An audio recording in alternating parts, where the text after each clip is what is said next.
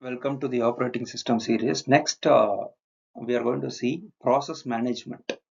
So process is nothing but a program in execution is called as a process. So this process is an active activity which is called so because it is in the execution. So it is the unit of work within the system. So process can be also called as a unit of work in the system, where program is a passive entity, whereas process is a active entity. The process needs resources to accomplish its tasks. So the process, if it wants to be completed, it needs the resources. Resources in the sense they are saying as CPU, memory, IO, files, so initialization data. So these are the resources the process needs to complete. The process termination requests reclaim of any reusable resources. So it can claim the resources whenever it wants to terminate. Single-threaded process has only one program counter. The program counter is going to specify what is the next instruction to execute. So the single-threaded process will have only one program counter. The process executes instructions sequentially one at a time until its completion. So normally the process is going to get the instructions sequentially one at a time, and it will complete all the process by taking one at a time. Then multi-threaded process has one program counter per thread. So it will be having more number of program counters. Typically systems has many processes, some users, some operating system process running concurrently, or one or more CPUs will be there. So these are called multi-threaded systems. Concurrency by, so it can achieve the concurrency by multiplexing the CPU among the process or the threads. Next, what are the process management activities? So what are the activities it is going to carry out means creating and deleting both user and system process, suspending and resuming process, providing mechanism for process synchronization, providing mechanisms for process communication, then providing mechanisms for deadlock handling. So these are the process management activities where the operating system is responsible to carry out. Then memory management. So to execute a program or part of a program or instructions must be in your memory. So to execute anything, it has to be in your memory. Okay, in a memory in the sense in the primary memory. Whatever program or whatever you are executing that time, those program will come into the main memory. Okay, all of the data that is needed by the program must be in the memory. Normally, all the data has to be in the memory. Data in the sense the program and the input data which we are going to give. We call that as data, all the data. The memory management determines what is in memory. So what has to be in memory and when it has to be there. So that can be decided by the memory management, which is one of the main work of operating system.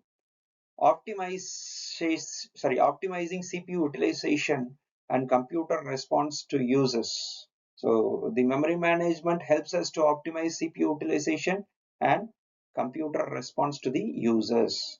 So memory has to be managed efficiently. So it will be done by the operating system. Then memory management activities. So what are the memory management activities? Keeping track of which part of memory are currently being used by whom. Then deciding which process and data to be moved into and out of the memory. Then allocating and deallocating memory space as needed. So these are the memory management activities. Then storage management. Storage management, OS provides uniform logical view of information storage. So it abstracts physical properties to logical storage unit, which is called as file. So OS is also responsible for storage management.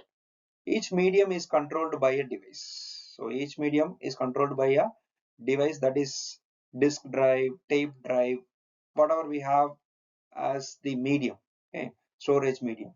Varying properties includes access speed, capacity, data transfer rate, access method, sequential or random access methods are there. Then there is file system management. File usually organized into directory. Normally we'll organize all the files inside the directory. Access control on most systems to determine who can access what. So access control is nothing but the permission we are giving to who these can be accessed. So that is called as access control. OS activities include creating and deleting files and directories, primitives to manipulate files and directories, mapping files into secondary storage, backup files onto stable storage management. So these are the activities which comes under storage management. Then mass storage management. Usually disk used to store data that does not fit in main memory. So normally if a program has to be executed, it has to come to the main memory. That is what we discussed earlier. But sometimes the data which will not fit in the memory, where it can be stored, it can be stored in a mass storage system like disk, hard disk, anywhere. So proper management is of central importance. It is very important to manage these devices. So entire speed of the computer operation hinges on disk subsystem and its algorithms. So the speed of the computer will be determined by this storage management. Then OS activities includes free space management, storage allocation, disk scheduling. Some storage need not be fast. So tertiary storage includes optimal storage magnetic tapes, which are not as fast as the other. Still must be managed by OS or its applications. Then varies between whom. Write once, read many times, or read and write. So these are some of the storage management schemes we have. Then performance of various levels of storage. See, the storage are of many types. One is registers, then cache memory is there, main memory is there, solid state disks are there, which are also called as flash memory. Magnetic disk, that is hard disk, is there. Typically the size of these registers are less than 1 KB. Size of the cache is less than 16 MB. Then main memory's size will be less than 64 GB normally. Then solid state disk will be less than 1 TB. Then magnetic disks are less than 10 TB. Then implementation technologies has been given, access times has been given, then bandwidth allocated to those various levels of storages has been given in the table for your understanding. Then managed by, so these are managed by, these registers are managed by compiler, caches are managed by hardware, main memory, solid state disk, magnetic disks are managed by operating systems, then backed by something. So these are the performance of various levels of storage. Then migration of data A from disks to register. How the data called A comes from disk to register. So in multitasking environment, we must be careful to use most recent value no matter where it is stored in the storage hierarchy. So this data A, which will be coming from hard disk to the main memory, after that it goes to cache and hardware registers. So this is where the migration takes place. This is how the migration takes place. Then multiprocessor environment must provide cache coherency in hardware such that all CPUs have the most recent value in their cache. So all the CPUs will be having most recent values in their cache. Then distributed environment situation even more complex. So distributed environment means the data will be stored at different places in different countries or different or districts. Okay, so this is called as distributed environment. So several copies of data can exist here. So in distributed environment, several copies of data will be existing. Then various solutions covered in the coming chapters that we will see. Okay, distributed environment. Then IO subsystem. One purpose of operating system is to hide peculiarities of hardware devices from the users. So IO subsystem is responsible for memory management, including IO,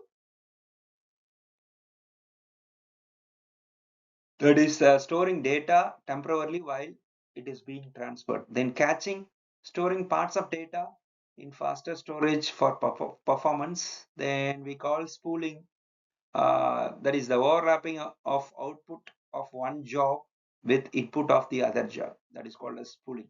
After the completion of one job, its output will be given as an input to the other job. So that is called as spooling.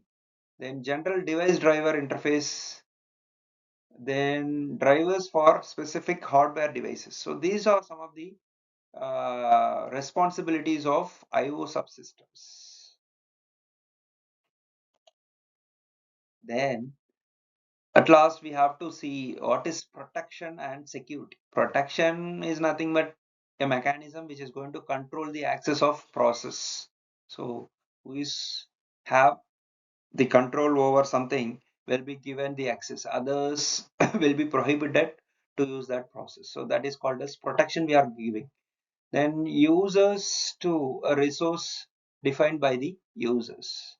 So who are the users that can use the resources will be defined by the OS, which is called as protection. Then security, it is a defense of the systems against internal and external attacks. So how we are going to securely use the system. Okay, we have a lot of attacks internally and externally, so we have to control that using some security measures.